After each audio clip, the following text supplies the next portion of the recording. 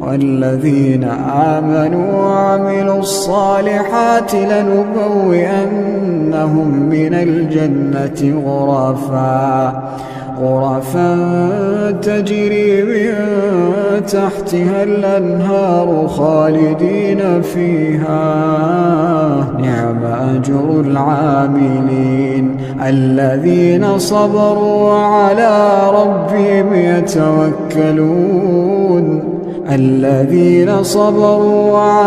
ربهم يتوكلون.